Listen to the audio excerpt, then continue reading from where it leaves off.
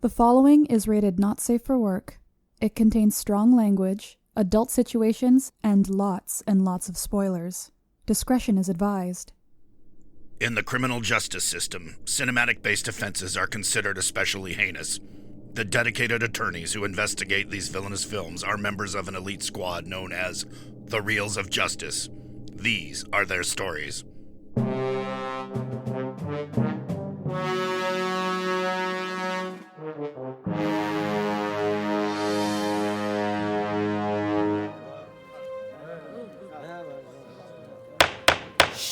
Order, please, order. The Reels of Justice is now in session. Judge Big Ben Hassler presiding. Your eyes for the Honorable Judge Hassler. Be seated. Welcome to the Reels of Justice. Today we're hearing the case of The People versus The Living Daylights, a 1987 spy film that follows James Bond as he embarks on a perilous mission to protect a Soviet defector and uncover a complex conspiracy. For those of you unfamiliar with our court proceedings, we're here to determine this film is guilty of being a bad movie. As always in this courtroom, films are being considered excellent until proven awful, and the burden of proof lies upon the prosecution to prove beyond the shadow of a reasonable doubt that this film is guilty. Miss Frieda Toth, you are representing the prosecution. You may present your opening statement. Toth. I'm sorry. Right. Jeez, Let me say that again. She's I'm totally sorry, let me say cool. that again then. Ooh, I'm going to use that. Please do. I can't believe we haven't gotten there yet. Yeah, I've never used that one, and I've also liked to use. Thank you for coming to my Toth Talk. All right, well, we have to keep it in now. All right. You may present your opening We haven't statement. even started. Okay, Your Honor, it is with great sadness that I must prosecute the Living Daylights, but prosecute I must. The court will see how this bad movie is bad, not because of poor acting or even a poor concept, but because the producers did not know what to do with the gift of the best Bond they could ever have been given. A Bond who looked and sounded exactly as he should have, but was wandering crazily through a plot so random, it's like the fanfic of 3 separate people come to life. There are far too many things that happen as plot points and not enough plot. This movie is guilty. Thank you, Miss Toth. Representing the defense is Mr. Maynard Bangs. Please present your opening statement. Yes, hi, Your Honor. Yes, I'm here. I'm ready. I'm all set. I got my Walter PPK. All right. I've got my vodka martini, shaken, not stirred. I've got I got a chorus. wait, where is it? I just had it. Shit, I can't find my license to kill anywhere, Your Honor. I usually keep it right here in my wallet. It's got to be here. Okay, Probably okay, hiding calm under Mr. down. Rodriguez's seat. It has to be in here somewhere. All right, here's my driver's license. Okay, fishing license, my marriage license. Don't remember that. My liquor license. Oh, here it is. Oh wait, no, never mind. This is my license. Is that a Justice League membership card? This is my license to ill. This expired back in 1986. Come on. Oh, here's my license to print money. I need to put this somewhere safe. Oh, what? Hold on to that. Oh, hey. I just found my old poetic license. I haven't seen this thing since I hooked up with Drew Barrymore. Okay. Retrace your steps. I pulled it out the gas station this morning to shoot that trucker, and then I stopped by the liquor store on my way home from work. I killed that blonde at the red light who smiled at me. Your Honor, I'm going to keep looking here, but this might take a little while. Why don't you just go ahead and start the trial, and I'll let you know if it turns up. All right, sounds good. Ms. Toth, you may present your first exhibit. Okay, my first exhibit is the wolf whistle. The wolf whistle is supposed to...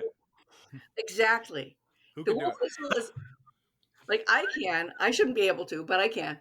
It's supposed to activate the thing that makes everything explode. And Q says, this is the ideal gadget for you, James, because, or 007. Ideal code for it. 007, because it's activated with a wolf whistle. Now, can anybody here do one? Okay. Boom! No, now we're all dead and the trial's over. That's all we have for the courthouse. That's it. This is our series finale. Well, I'm glad it was Exhibit 1. The thing is, the wolf whistle symbolizes the entire problem with the movie because they use it like 4 times in the movie, and they use a different goddamn sound every time. It drives me crazy. They go a couple times, and I think only once they get it right and go. But the thing is, of all characters to not know what a wolf whistle is, it's Bond. And of all organizations, of all groups to not go, wait, time out. Everybody has to make sure you do the same sound here. It's crazy. I mean, I'd like to make an objection to this, Frieda. Yeah, I think it's more of the how you doing type, right? On a whole different point, that I think making the wolf whistle the trigger to the explosions a terrible idea for a man like Bond who would frequent locations with beautiful women where wolf whistles might randomly be heard, which might randomly set off any explosion. I would not have made this his code password. I think it was a very stupid idea on Q's part within the story worlds of their existence. Thank you for supporting me even more. But of all things, it was an objection. But it's an objection to supporting. Sustained. It was objection nonetheless. No, well, thank you. I appreciate that. The wolf whistle's stupid, even more so because, it's anybody could make things blow up. But also it symbolizes the inconsistency in the whole film. They can't decide what it's about. They can't decide what the sound is that activates the thing that happens. They can't decide what kind of movie they're in. They can't decide. There are a couple of different settings, right? Like Hail Britannia does one thing, right? Yeah. So there's a couple other whistles. And I think when he's doing the wrong whistle, I can't remember if it almost teases it and it doesn't. I'm remembering the scene, like the face he's making when he's doing it really vividly, and it kind of felt that sounds familiar. Intentional, like he was just kind of toying with it to maybe make it light up and distract someone. But anyway, point aside, it has many sounds. So if he's doing a lot of different sounds, we definitely hear about 2 things. Who knows? I think it could have a book. It might have 6 other sounds. You don't know. Who knows what it does? It might, but the thing is, the thing that's supposed to do one thing is. No, the keychain's supposed to do several things. Well, also, it's also a lot. The wolf whistle's supposed to do one thing, and then when he's supposed to do the wolf whistle, he doesn't do a wolf whistle consistently. But anyway, I'm gonna borrow your idea that it's stupid because there are just too many wolf whistles, especially because I would know. That exhibit is locked into evidence, so you may present your second exhibit. Okay. Moving right ahead, the supporting characters are all over the place. They can't decide who the supporting characters are. Like, you take Shah. He's in jail, and he says in an accent I can't do, like, "Oh, please, give me." No, don't though. The thing is, he's like, the guards are already down. There's no reason for him to do anything but his Oxford accent, except to mislead the audience. And that's all through the film, where they're doing dumb things just to stretch out the mystery for no reason. There's no reason. That's absolutely a film trope. I agree with you 100% because they want to do the big reveal. Right, they want to do the big reveal, but they do that. Whose side are you on, Mr. Banks? You sustained like 2 exhibits. This happened in the last one where I was prosecuting and I couldn't do it. But they have too many times, because I love the movie, because there are too many times when they're like, oh, well, we need the big reveal. We've got another one where, they're agents. They're women who pick up Bond pretending to be prostitutes. And can we just let the prostitute thing go? The role of prostitute in movies and television, I think it's the second most popular occupation for a woman. And if you Google it, it's not even in the top 10. So will they please just stop saying, oh, well, it's a woman, let's make her a prostitute. So Liz and Ava. This movie was made in '87. I was born this year. This is not my fault. Well, that's nice. So Liz and Ava show up, and then Bond gets kidnapped, and then he's not really kidnapped. He's actually saved and shows up with a letter. I think we've seen that in another movie already. But the thing is, they just do that for the big reveal. There's no reason for it. They could have just said, hey, James, we got you. We're fine. But they didn't. They, again, just like the thing with the Oxford accent not being given to us, which would have been fine. The guards were taken care of. It would be easier to get Bond on his side if he had his English accent. But no, to tease the audience, they make him not use his natural accent or his most easy English accent. It's the same thing with being captured, but not really. We're just going to tease the audience on that. Like we've done this before, and this is meandering a bit, but whoa, oh, how stupid! You've got two women in a car. They've just captured a guy, and they don't talk to each other. If this movie fails Bechdel, it's only because they made it that way. My gosh, if I captured a guy, I would say to my girlfriend, "Good job. Yeah, he's cute. Do you think we should take him for a party anyway?" Ha ha ha ha. You think he's man enough? I mean, it would be great. And this is Mr. Bangs, do you want to agree with the prosecution some I more? want do to you have a know more rebuttal? about what Frieda's doing in Cars.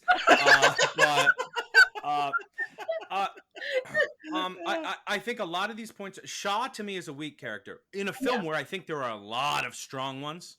You've chosen a weak one. I can't defend it. He's not a great character. He's clearly there to make the connection to the Afghan army with the Soviets, with the opium. It's to try to tie it into some grounding reality of whatever was going on at the time, which may not even be true. I don't know. Other people know. The not other me. thing about Shaw being a weak character is that He totally is. He's not only a weak character, but it's like I'm this great guy, and I'm leading the resistance, and I'm really powerful, and like, oh, my friend wants me to do the thing. Okay, I'm gonna put all my men in danger. That's a great idea. And then now, well, if I could make an objection too, because like I agree with you, Shaw's not a great character, but you really picked it out of a movie with so many great ones. Because besides Dalton, I mean, I don't know when we're going to talk about Dalton being, as you said earlier, probably the best Bond, and you got to take him where you can get him here. I may get to talk later about how much I think he's in the wrong movie, but he's the right guy, and he is the right guy. He just might be in the wrong movie. That I don't even think the script's bad, though. I hope I get to talk about this. I don't think the script's bad. You put a different guy in this. This movie was originally, I think, planning to have Pierce Brosnan, but because of his commitments to Remington Steele, they pulled the offer. So, I mean, they were all ready to shoot this with Brosnan. Brosnan and Dalton are not similar Bonds. So if you've prepared a movie for a Brosnan who is a little bit of a tougher Moor, he can be smarmy, but he's very dependent on his technology, versus a Dalton who is a fist and, a fisticuffs man, boots on the ground, eyes on the sight, stone cold killer. They're very different. So it almost feels like a Roger Moore movie that they've dropped Dalton into that is not quite right for him. I agree with that. Yeah. My point that I'd like to go on to more is that the pieces are all here. All of them. They're all on the board. And Shaw's a weak character, but let's talk about all the great characters. Dalton, we talked about him. You get two villains in this, and both are dynamic in Whitaker and in, is it Kozkov, the Russian general. You get probably the single most underrated henchman in Necros. I gotta say, I'm the prosecution, but I love Necros. I think he was. Well, I want to talk about Necros on my turn. Absolutely, You two are on the same page. Absolutely, we probably see this movie very similar ways. If everything about this movie meshed, we wouldn't be talking about it here. It'd be the best Bond movie made. It's that Dalton who they talked to since the '60s about being Bond, who they talked to like every 2 years about doing it since when they were trying to fire Moore. They're trying to replace him with Dalton, and it just never worked out. Yeah, but the thing is, you can tell that it was written with another. I agree. It's a weird script. It's a weird script for this kind of a Bond. Yeah. And that's the challenge. Can he pull it off anyway? And he didn't. I just don't think he did. I think he does just barely. You take with the thing with the balloon, which was absolutely a Roger Moore moment. Mm-hmm. There's lots of them. And the laser in the car. More moments. But the thing is, that was like, okay, that took me right out of the movie because that was a Roger Moore or possibly a Pierce moment. Maybe, I mean, I come from the school where I watched Bond movies on TBS at 2 a.m. at the age of 11 when my grandparents were fast asleep. And I, had been up for the past 7 hours, drinking Diet Coke and watching, 14 Days of 007. I would have watched this Dalton movie back to back, probably with a Moore movie, and it would not have tonally clashed. You do have to remember the movie right before this is View to a Kill. They know the tone they've been going for a while. Yeah. So to say I'm going to depart from it here because we have a new guy, Well, because we have a new quarterback, maybe no. we shouldn't switch up our whole playbook. No, they were very clear that they wanted to change the tone. They were very clear in the advertisements. They were very clear in Dalton. They were very. They then they failed that. Well, I would like to hear more on that from the prosecution, if I may. Really hard to make it clear that it was a different movie, because remember in the opening scene where it's the exercise where they're trying to pretend to kill people, and they kill an actor who looks like Roger Moore, and then they kill an actor like Lazenby. who looks like Lazenby, because they're trying to tell you really hard, hey, this is a completely different movie and a completely different Bond. I heard otherwise. I read that the reason they did the 3 lookalike actors is they wanted to keep the audience in disbelief or suspension of who the new Bond was. I didn't see the name on the poster. It's what I read, Your Honor. I was just curious. It's on the internet. Miss Toth, do you have any more exhibits? And I'm just saying, from a filmmaking, take the movie as a standalone piece of art minus the poster. If you go into it knowing nothing, you don't read Access Hollywood, you don't read nothing. From just the early frame, you would not know who is Bond until he's the last man standing, killing everyone. But because the other guys died, I believe that they wanted the audience to let go of the earlier Bonds. I confess I didn't come up with that myself. Hey, this never happened to the last guy, right? Yeah, right. The famous Lazenby line. That's the thing. They have that structure in place where they want to tell you they're going on to a new Bond. They did that very, very clearly. You want to know if I have other exhibits? I can talk and talk and talk. All right, go. They don't. There's so many places where they don't respect the audience, like where Bond tells Kara she's beautiful in Afghan, which isn't a real language. Correct. And it's like, come on, guys. There's actually a crap ton of that on the trivia. If you really want to needle just factual errors they got wrong, there's plenty. I imagine we could almost open any movie in this franchise. Yeah, well, true, and find some. And that's a very prominent scene that wasn't necessary to say in Afghan. Use one of the existing languages. That's really not hard. And yeah, it's just a lack of respect for the audience, and also it's kind of racist, because what are you going to say? Nobody who lives in Afghanistan would ever see that movie. Nobody who's an American of Afghan descent would see that. Like, I don't like the othering, and we were already, this is already modern enough times that was kind of a jerk move. Now, I want to talk about again, not respecting the audience, and they can't decide how much to suspend your disbelief. So the sniper, who isn't really a sniper, is isn't using the gun right, which is how Bond knows that she's not really a sniper. Like, nobody who knows anything about guns should look on accurate handling of guns as a plot point in Bond movies, because they just don't do it. They just don't. You cannot use that as a plot point. And if you're going to use that as a plot point, then don't make somebody get shot in the arm and play the cello the next day. Yeah. Come on. How much? When are we going to suspend our disbelief or not? They can't decide whether it's a fantasy movie or not. And although this one's like not at all funny, I still have to include this in the prosecution because we've got Maybaum here. And the one thing that Maybaum excelled at was taking a good character who was female and taking away her agency and making her not a good character. So here we have in the short story, the sniper is actually a sniper. Trigger. Well, my name's Trigger. Yeah, right, Trigger. But we can't do that. This one I actually had to write out just because I was afraid I would get it wrong. Maybaum had to make her a hack, just as he made Patricia Fearing and Pussy Galore rape victims when their chief attributes in the books were that they were career women and leaders. Maybaum had clearly been instructed to go back to the books, and in some part he did. Broody Bond, check. Suave rather than brutish or cheekiness like Connery and Moore, check. But women with one slight objection: Bond isn't typically morose. The Living Daylight short story is notable for a particularly morose Bond who disobeys orders intentionally, does not kill the beautiful sniper. True. Not because she's incompetent either. That's not what he says. He does say it's because she's a woman, but not because she's not incompetent. He simply says he doesn't kill women.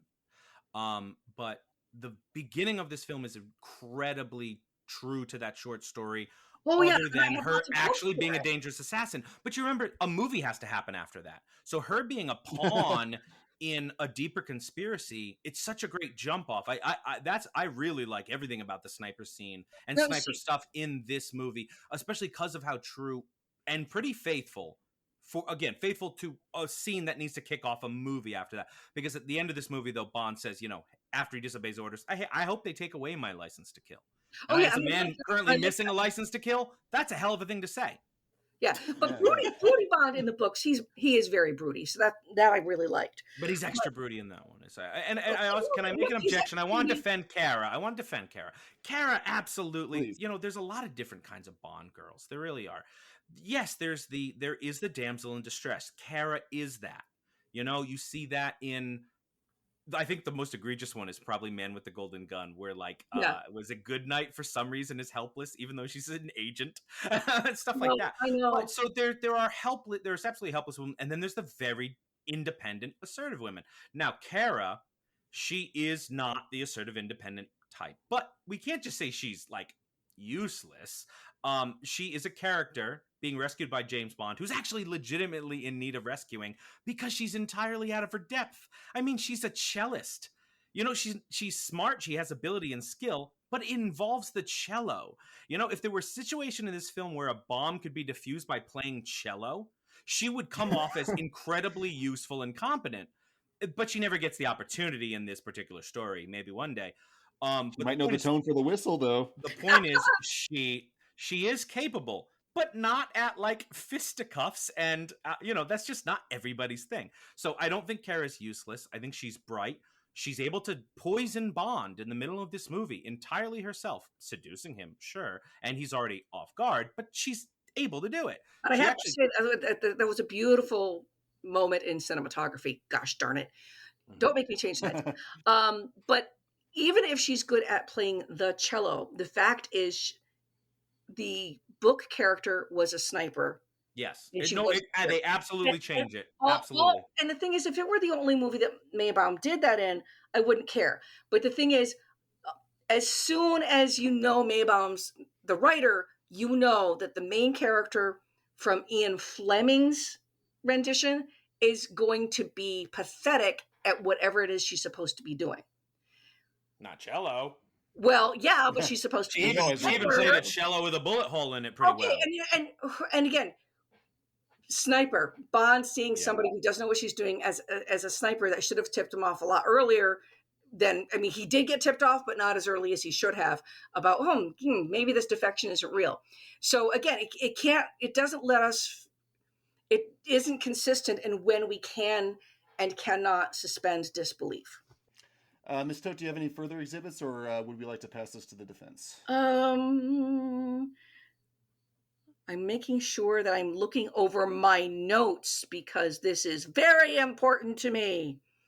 Let's go to the cello a bit. First of all, there's always room for cello. There's always room. I did that joke already. You're out of line, sir. Not this episode. It was great to work the cello in. It was great to keep the whole cello thing, especially because of Ian Fleming's half-sister being still a well-regarded cellist, and she's been gone for many, many years now. So it was pretty great how they kept that in. Again, it took me right out of the movie when she was shot in the arm and was able to play the cello the next day. That was kind of ridiculous. And I want to talk about the use of music, because the score, all in all, I really, really liked, but I wasn't happy with what they used for the cello. They used Mozart's Symphony No. 40 at the beginning, which was that was actually a nice touch, because without being able to say, oh, yeah, that's definitely Mozart's Symphony Number 40, anybody who heard that one would go, yeah, I've heard that. Most would probably go, yeah, that's probably Mozart. If you wouldn't go, that's probably Mozart, you would at least go, okay, this makes sense. I've heard this before. And then they used Marriage of Figaro a little later on, which is good because of the whole star-crossed lover thing that goes on in Marriage of Figaro. It's a long story. Thank you. That's why they did it. Thank you.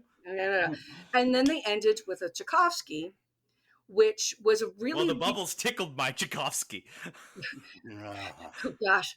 Let's Again, not... I'm losing track of who's on whose only side. View to a right Kill here. fans are going to get that one. But with the Tchaikovsky, they made a mistake because it was not a recognizable piece, such as Mozart's Symphony Number 40, where everybody would sit there happily and go, oh, yeah, I know that one.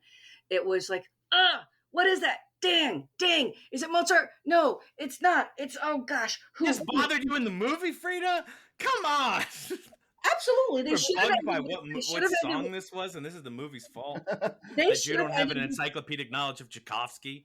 They had to do Tchaikovsky because it was Russian, but they should have ended with the Sleeping Beauty suite because they should have taken their time. I agree. Yeah. They should have done a better job with the music. Still there. Not Russian. I would like to make an objection. I do want to talk about the music. The Bond theme, The Living Daylights. Excellent theme. I don't know why. It's kind of one of my favorites. I'll grant you, it's not a top 5 theme. It's not a top 10 theme. But it's so great for the 80s era. They've got that downbeat, hey driver, hold on tight. Now, don't tell me. The band that does it. Don't tell me. What was their name again? What was the Voila? No. Tada? No, that's not it. Aha! God, why? Also, I'd like to mention this was the last Bond film to be scored by John Barry. Yeah. That's right, Ryan. Last film to be scored by John Barry, who also has a cameo as Kara's conductor. I noticed that. I loved that. I have to say, I loved that. It's chef's kiss. Yeah. And that was great. And that's what makes me so upset, because there are moments which are absolute brilliance. Yes, and I'm about to talk about them. Fine. Let's do it. We'll move over to the defense's time. Mr. Maynard, you may present your first. Thank you, Your Honor. Most of my case revolves around one simple point. All of the ingredients of a good Bond film are here. We've discussed a few of them already, like the music is especially one. Dalton himself as Bond is so strong, he's maybe not in the right script for him. I don't think it's a bad script. I just think it's not right for him. A Moore or a Brosnan pulls it off flawlessly, especially an Octopus or a For Your Eyes Only kind of more. But he needed something a little bit more stone cold. But we've also talked about the villains, Whitaker and Georgie. I like Whitaker for being... I like that there's 2 villains. You do not usually get 2 villains, right? It's not all that common in a Bond franchise. They tend to have a henchman, but not a secondary villain. And so the fact that he still gets to do his man-to-man face-off with Whitaker, but he gets this face-off... He doesn't really get a face-off with Georgie, but Georgie's this interesting other villain who's just as evil, right? I mean, he betrays MI6. He endangers Kara. He has a very personal issue with Bond. He actually still gets to live at the end, probably to go to a Serbian death camp, but he isn't destroyed or killed by Bond. I don't think he lives. He says something about a body, right? Not a body. No, he says a diplomatic bag. Like I said, they're going to screw him up, but Bond didn't have to blow him up. No, Bond didn't have to. That's my point. Bond did not have to overcome him here. Merely foiling his plan to become rich and sell a lot of weapons was enough. Now, we talked about it earlier. As henchmen go, Necros is severely underappreciated, Mr. Slender. He is one of my favorite henchmen in the franchise. He is certainly physically imposing at 6'4". Maybe not everyone noticed, but the actor who played him would go on the following year to be the first terrorist killed at Nakatomi Plaza. That's right. He's Tony in Die Hard. Tony. A connection I didn't even make until this time I watched it. When I watched it, I went, dude, he looks like the terrorist from Die Hard. Turns out he is. So, welcome to the court for the second time, Andreas. This is your second movie. You're on thin ice. Now, that also means this movie creates a connection between Bond and John McClane. Ooh, isn't that exciting? It also creates, with John Rhys Davies as Pushkin, creates a connection with him and Indiana Jones. So, Not Lord of the Rings. You're stretching, Mr. I Manning. am not at all. No, They're no, best I think friends. you're such a- I'm shipping them. The best thing you can say about a person is you like their cousins. That's not so great. Yeah, but the cousins are so attractive. Now, Loved you in that other movie, by the way. besides the fact that Necros is huge, his disguises and impressions actually allow him to infiltrate pretty effectively, bringing gadgets and other weapons into the mix. He actually seems to have more gadgets in this movie than Bond. Okay, and objection, because that's a problem, because it makes the villain more charismatic than Bond. What's wrong with a charismatic villain? I'm a big fan of a likable, charismatic, cool heel in pro wrestling. Overruled. I want a bad guy I can like, and Necros is that. Now, he proves to be as mentally capable and dangerous as he is physically. His trademark Walkman headphones, which he uses to garrote people with, are always blaring "Where's Everybody Gone" by the Pretenders. And this essentially serves as a leitmotif for Necros, an audio cue to let the audience know the threat is near without actually needing to show him. Sometimes he's behind a wall and you just hear it coming through the lo-fi headphone speakers, and you know exactly who's behind that wall. Tremendous character. I could talk fucking forever about Necros. There's also a great parody of him in Rocko's Modern Life. Absolutely true. Now, I want to talk about a couple other points that we have talked about. Let's talk about cars, okay? Bond's car in this movie, it's an Aston Martin V8 Vantage Volante. What's that mean? It's expensive. Bond's first Aston Martin since 1969's on Her Majesty's Secret Service. That's right. They never let Roger Moore fucking near an Aston Martin because he's scum. And of course, what is Bond's most Roger Moore scum? Scum. He no deserve Aston Martin. He can have a Lotus. What's Bond's most iconic car? His Aston Martin DB5 from 1964's Goldfinger. Dalton's V8 even has the lasers on the wheel mount that are an update to the DB5's tire shredders. So clearly the producers are trying to evoke the greatest Bond car of all time with Dalton's.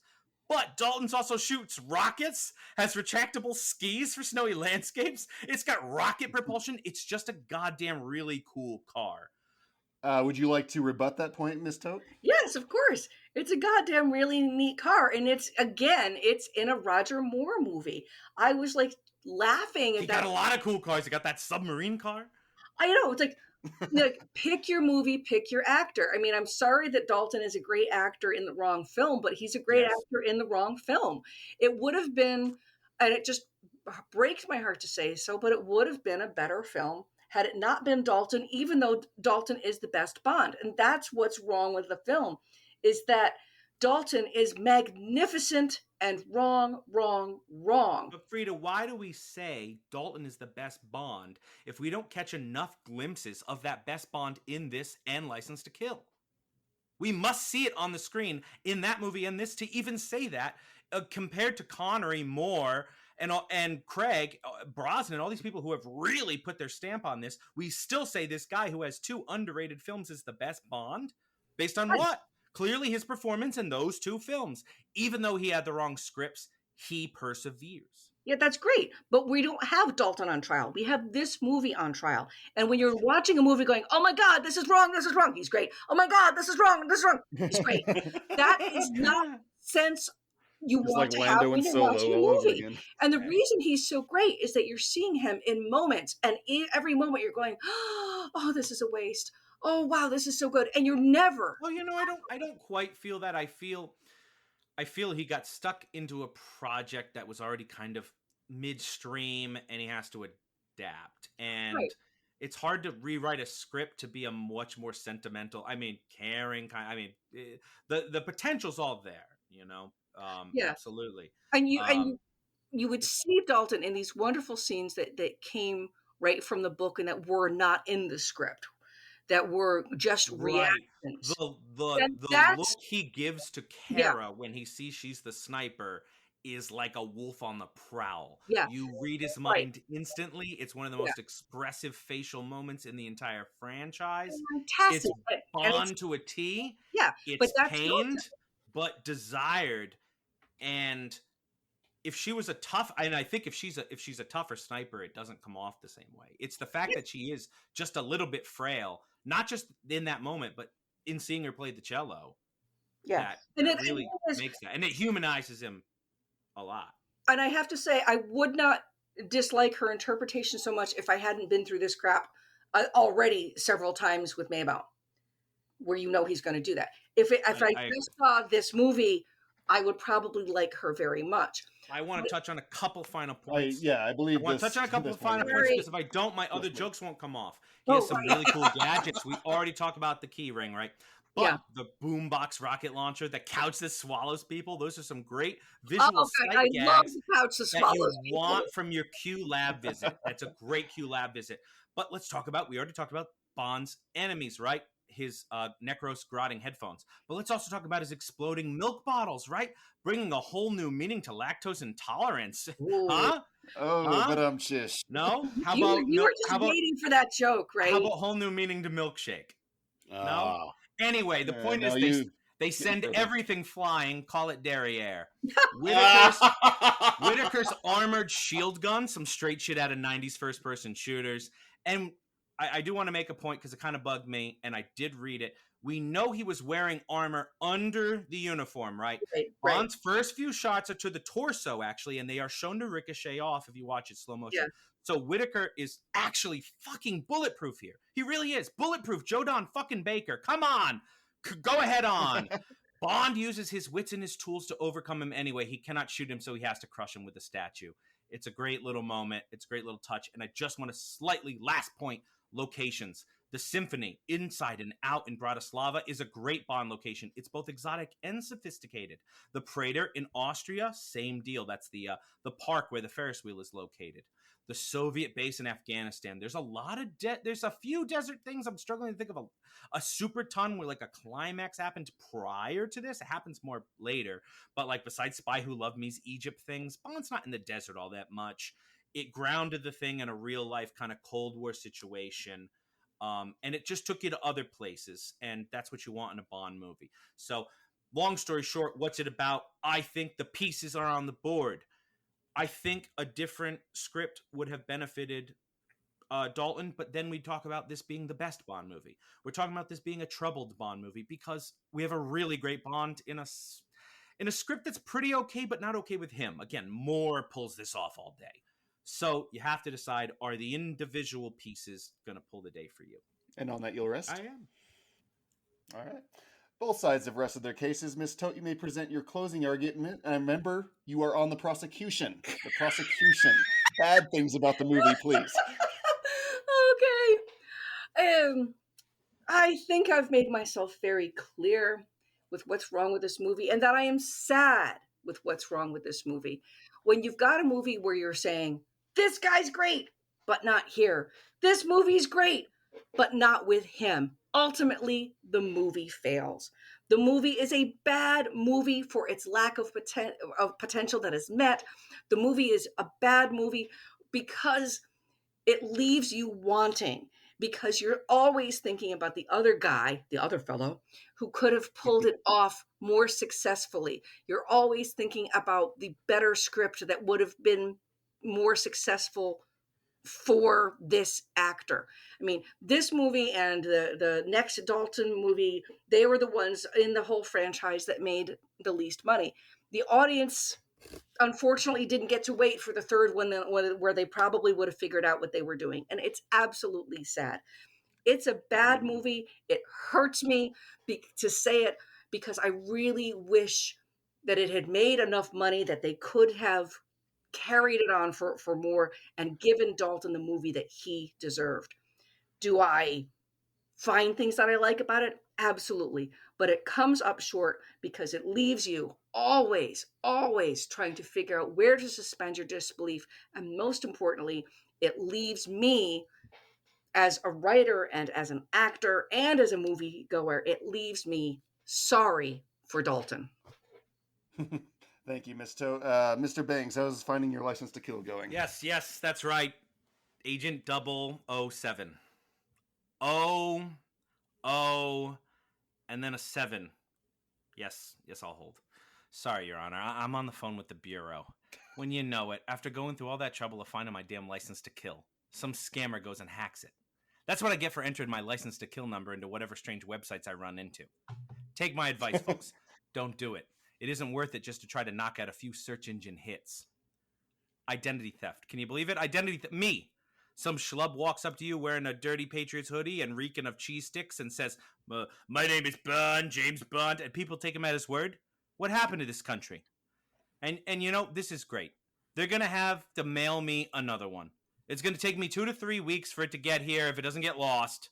Meanwhile, they're going to have me flashing around this shitty little temporary license to kill everywhere, you know? The one printed on the flimsiest manila cardboard they couldn't afford. Ink gets smeared everywhere. The perforated edges could still descale a mackerel. And the bartender always looks at it a little too long, you know? Like it might be fake or something. Like you'd bother to print out your own license to kill just to come pay $12 for 6 ounces of vodka. Yeah, right, Gary. But you wind up holding the whole line up at the bar. Everyone's looking at you like you're the asshole because you just can't be responsible with your license to kill. It's embarrassing. All right. The jury, Living Daylights. The parts are stronger than the sum. That's a weird way to have to weigh a film. But all the pieces of a successful Bond film are here. We've talked about them. Now you have to decide if a film like this can be enjoyed like a trail mix or gorp. Many successful pieces that can be enjoyed together, even if they don't quite blend. Or are successful films always homogenous mixtures? That's up to you. I personally... Yeah, hello? Oh, sorry, Your Honor. I got to take this before they put me back on hold. Let me know how it goes in there, though, all right? Yeah, this is he. Yeah, Agent Double... Is that it? All right. Thank you all, members of the jury, Mr. Dylan J. Schlender, Mr. Big Ben Hassler, and Mr. Forget the Ladies for once, Ryan Luis Rodriguez. You have all heard the facts concerning this case. It is now up to you to determine if this film is guilty of being a bad movie. The bailiff will escort you to the deliberation room to render your verdict. Right this way. I would just like to point out that every time I play paintball, I too am deliberately missing.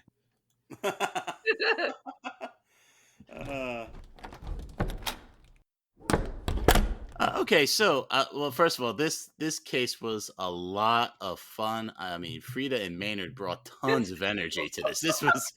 This was excellent. So let's hear what you have to say, Ryan, about the merits of the cases in the movie here today. Well, previously, I mean, this is a gentleman's 6. I don't think I could go higher than that. I used to give it the little heart on Letterboxd. I did not in this rewatch, mainly because I didn't tend to know what the hell was going on most of the time. And that sometimes it's not a problem, but for me, enjoying the movie the second time, it kind of was. Like, I zoned out a couple of times, which is never a good sign. How many times has this been? Probably third time.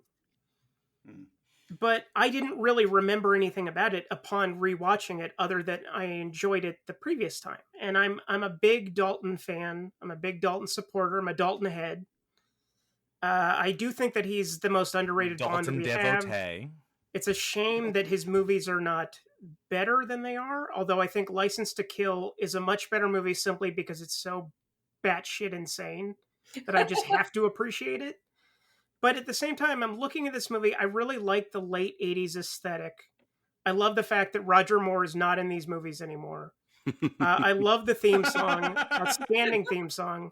Bond fighting with the Afghan resistance. Uh-oh, we're getting into some tricky territory here. Yeah. It's a good thing Rambo did so much bigger, it overshadows. Yes, that's the good thing about Rambo 3 is that it made this movie look less guilty by comparison.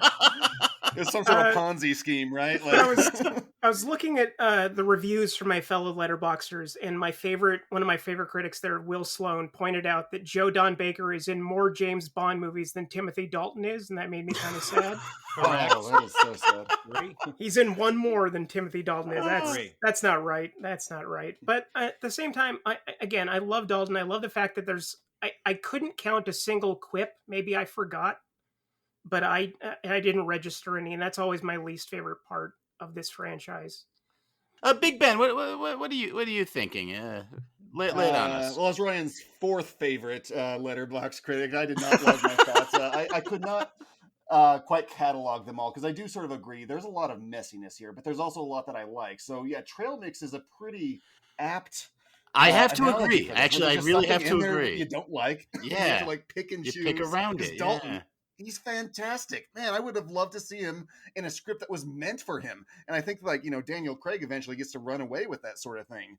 Man, I feel bad because all this laser stuff, that's more. And I'm glad that we're away from that we're away from the space stations and the submarine bases, because I think Bond works better that way. But the fact that it's just so messy that way does pull you back. The way Frieda phrased it, where like you're enjoying yourself, but then you're always being pulled out of it. Yes, That I is agree with constant. her a lot on that. And I'm glad she mentioned the balloon popping, especially because that one just really hit me. I'm like, oh, come Car laser hit me. on. I hated that. I know. And so there was just moments like that. But, it is funny because the prosecution and defense were saying a lot of the same things.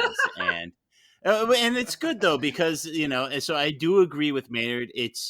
It's trail mix, but it's trail mix that you have to eat blind, right? Like you don't get the benefit of picking around. You have to take the whole handful. Right, That's right, how it's in the that's how dark. the movie works, unfortunately. Because if we could just watch the scenes we liked, I mean, what do we? That's YouTube. The YouTube edit that's like 40 minutes long. Yeah, Fantastic. exactly. So, man. So, and I'll say too, Maynard braced me for this movie. He told me everything that was going to happen, a theme, like as far as tone, not like plot points or anything. He's just going to be like it's like it's really is kind of all over the place, and he was absolutely right. So I was ready for that, but even still. Now I don't know if I get behind this idea of Dalton being like this really great Uber Bond. He struck me as like if he never had a chance to fly, I don't think. Yeah, if it's like if the Sean Connery Bond movies were successful, so they wanted to make made-for-TV movies, and that's what they got Timothy Dalton for. He's the made-for-TV movie Sean Connery, I feel. Yeah, but this movie was definitely made for more. And one thing, it didn't get brought up, but in regards to Necros, I'm really glad that agent that fought him in the kitchen didn't just have to job to him. Like they actually got to have like a really good fight. I love that. Yeah, I love that in movies where like some no-name guy actually gets to like go toe-to-toe with the bad guy and put on a good show. Like he didn't just get whacked in the head with the frying pan and that was it. He actually got to fight. So I always like seeing that. You know what I loved about that scene though? Yeah. It subverted my expectations because he shows up, he's got like the headphones, he's listening, and like the guard waves him through, and I'm like, the guard's not checking what's in the back of his truck. Come on, man, there could be anything back there. But it's the headphones that were like in plain view the whole time that he uses. That was brilliant. Yeah, no, that was good. Yeah, so no, I agree with both of them. Necros, really, really good heavy for the movie. Did not know what his name was. I kept on hearing the word Necros, and I'm like, who the fuck is Necros? Oh, the guy with the headphones. Okay. Means death. I kept thinking of him as the alien bounty hunter in the X-Files. Yeah, and then the other thing too with like these weird tonal clashes, and then like because Joe Don Baker has like a wax museum in his house, it's like oh man, so it's like we want to have like this really serious James Bond who has to like run past like a wax Attila the Hun or whatever. It's very interesting, and then like the body armor and stuff too. It's like, wait, what's going on?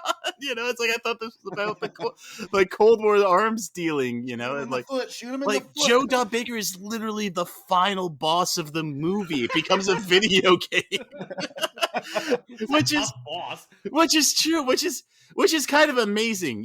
So let's okay. So unless you guys have any other final thoughts about the case or movie, I think we might be in a position to start locking in some verdicts here. Yeah, I'll go first. Okay. Yeah, I agree with the trail mix thing, but both sides did agree a lot on what they liked about the movie. So is it enough to get it to all the way bad? I think both sides would agree, probably not. It is unfortunate mess though, because man, I really wanted to see Dalton do better. But the score's great, Kara's great, Dalton's great, Whitaker's he's all right, Necros is fantastic. That's enough to lift it out of guilty for me. So not guilty. All right, Ryan Luis Rodriguez. Well, we got to go with who we thought did the better job, and I got to say Frieda did. So guilty. Okay. Ooh, this gives us tension. It really does. All right, man, both cases were so good, and I really like the energy that both of them brought to it here, but at the end of the day, just the big criticisms that Frieda brought to the table, I think I'm just agreeing with more. Just too much was pulling us out, and you just kept saying, what if, the whole time you're watching it. So I think I'm going to go with Frieda as well, and this is going to be guilty today. Right up there with Moonraker, where it belongs. Now let's go out there and tell that very handsome judge. He is, isn't he? I think so. Everyone tell your friends. You think I just say that? He's still single. He's still single. Can you believe it? Yes.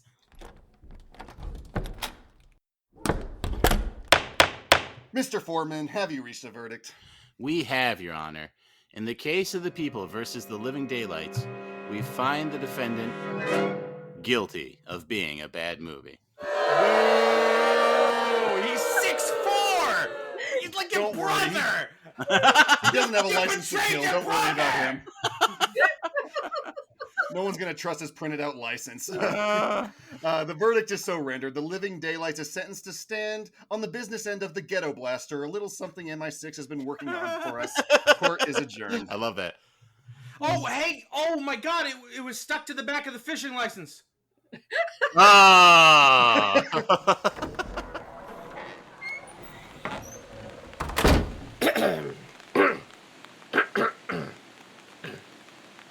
This is Grumbly Grumblerson, the angriest reporter in the Go Gazette, reporting to you from outside the Reels of Justice. Frieda Toth, would you care to share your thoughts on the jury's verdict? I'm so pleased that justice has been served, and I also want to give my gratitude to my opposing attorney for making very, very good points, even though he couldn't win. Oh well. Damn you, Frieda. Ooh, what a load of crap! And here comes Maynard Bangs. God damn it, I hate that guy. Excuse me, can we get a word on how you feel about today's verdict? Yeah, did I say that Frieda was totally cool? Because more like totally cruel. Anyway, I'm bummed about this. I disagree. I think this thing is made with a lot of love and intent by many of the members of it. And if I was going to raise a Dalton movie out of the muck, this is the one I would have done. But I would like to defend License to Kill if I can. Ooh, he burns my beans. That's all we have from the courthouse today. Let's go back to the studio for post-trial analysis, you dummies. All right, that was a lot of fun. You guys make me probably, but I so think he's pushing sad. me Frieda, right. don't tell me you did not want this movie to be not guilty. In your heart of hearts, in the subcockles of your heart, maybe even in the colon, you wanted this movie not guilty. I'm sure I don't have any cockles. Count them. You better just- Dennis Leary would disagree, I'm sure. Speaking of Dennis Leary, I really like you Secret. want to come clean and tell everybody the message I sent you? Oh yeah. So she says like this was going to be hard because she did like it. So Yeah. It's so tough because I just like that my trail mix analogy landed a lot like the olives. It did. It Trail really mix, did. and it's not like in a trail mix you pick around things. That's why I said trail mix. You just eat it anyway because all together, even if you kind of don't like raisins, you're crunching peanuts and like M&Ms at the same time. So like, I'm picking around the raisins and the olives. then I you hate can go olives in my straight trail. to you love olives. I know. Your trail I'm mix. spitting them out on the trail as I'm walking. But it also worked for the trail mix blind. I mean, because it's like if you really, really hate raisins, you're going to avoid the trail mix altogether. That's true. Everybody remember trail mix. Call it Gorp. Good old raisins and love peanuts. that. Yeah, I love that was Gorp. the best It's such analogy. a good name. Yeah. Frida, what's been keeping you busy lately? What have you been up to? Well, still doing a lot of James Bond stuff in my alleged free time. My book, James Bond, Route 9 and Me, is, they tell me, at the printers right now. So that's pretty cool. Ooh. Yeah. And you talked a bunch about this when you came to the Spy Who Loved Me episode, which Yeah. go check it out right now. If you want to, give a little summary for anyone who maybe missed that one, shame on you though. Well, what the book's about? Or- Yes. Give me the elevator pitch. Okay, the elevator pitch is the book The Spy Who Loved Me is the only original Bond book that takes place in the Adirondacks, and the heroine, Viv, takes a motor scooter from the Canadian border down to Lake George, where terrible, terrible things happen to her, and Bond saves her, sort of, because he makes a lot of mistakes. So I was wondering, could you actually do that kind of trip in the amount of time that she took in the book to do it. Could you do that on a vintage scooter? And I got a hold of a vintage scooter and I recreated her trip, and I had the best time ever. I was camping outside under the stars, and I was, visiting all the James Bond sites between the Canadian border and, where I am right now, because I'm actually on Route 9 in England, in New York State right now. So I had the best time ever. And then I was invited to write a book about it, which, yeah. Love it. So That there's is other journeys so you can cool. take, right? There's an easy sequel right there. Like, how many other Bond journeys can you like retrace? Well, it's actually pretty fun, especially because I do live in upstate New York, and Ian Fleming / James Bond spent a lot of time in New York. So this weekend I'm going to Sardi's. Nice. Yeah. I mean, Didn't the invite thing me. is, I mean, once this book catches on, you can just go on any James Bond adventure. Like Frieda Toth does the Caribbean Keys, Oh, I like it. right? Oh, You yeah. know, Frieda Toth skis the Alps. Frida Toth in space. Frieda Toth in space, Moonraker. Exactly. Yeah. I love it. I cannot wait. Where can we follow you to just keep updates? I do have Twitter, which is 007 in the Adirondacks. At 007 in the Adirondacks. Yeah. Okay. Love it. I believe you mean I think X. it's at X. three. It's It's at. I'm not calling it that. No, it's actually it's at 3 octaves, because I didn't know that the James Bond thing was going to get as big as it was, so I had a Twitter for my singing, which was 3 octaves. I know. Nice. Wait a minute. Can I get one verse of Thunderball? Oh, It's my favorite. I can't give you that one, but I can give you it for your eyes only. Yes, just give me one verse. I want to hear it. For your eyes only. Oh my gosh, I can't remember what comes next. Your nights are never cold. Yeah. For your eyes only. What comes after that? Help me out. That's all I need to know. Oh, That's all we could you sing can legally. see so much in me, so much in me. Skyfall That's and you. Love it. We are sued now, though, but I love it. I really do. Worth it. I'll pay. Yes, yes, I love that. I'm holding him to it. That's excellent. And so, does the singing page still exist, and is it full of Bond themes? Well, no. What happened was I didn't know the Bond thing. You adapted it then. was- Okay. So my 3 octaves is now my 007 Twitter. Yeah, and you're talking about on X. You might actually be able to change the handle. I think I have too. That's a conversation for another day, though. Frieda, we always ask for recommendations for movies that we think people should see. So, what is a movie that you think people should see? Oh, I'm gonna go old school. I really want everybody to go back and watch all the Austin Powers movies in order. Yeah, baby. And yeah, have martinis while they're doing it. Watch all of them. I completely agree, because I love that like period of SNL. What would you say is what's your favorite part of that movie? Of Austin Powers? Yes, I mean I'm counting your recommendation as the first one, because I don't care what anyone says is the best one. Oh, I agree. It's definitely the best one. It's the only good one. That's not true, Ryan. What? I Always love go it. away until it's your time No. to recommend a thing. No, it's true. I think that it's more of the big thing that they did such a good job of giving a respectful nod to Ian Fleming. There are some areas of Austin Powers that are more faithful to James Bond lore than, certainly the Roger Moore era. Even though it's ridiculous, they do a great job. And I think, okay, if we're going to get down to my favorite moment, it's when Austin says to Miss Kensington, "Oh, you're drunk. We can't have Yep. sex Absolutely. because there are rules about that." And she says, "Oh, come on." And he says, "Well, no." And then he snuggles with her anyway. It's interesting. I saw this movie in theaters. So it's 97, right, Ryan? So Yeah. I'm 10. I don't know if it's a 10-year-old movie, and it's kind of it was a raunchier movie than we expected.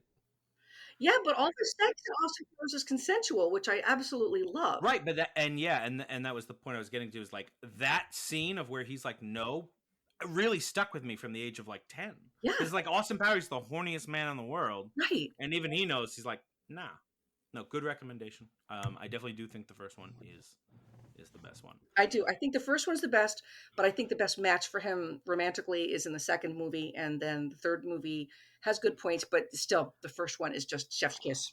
I can't not love Elizabeth Hurley. And if you're trying to find a Diana Rigg parallel at that time, that's it, right? Yeah.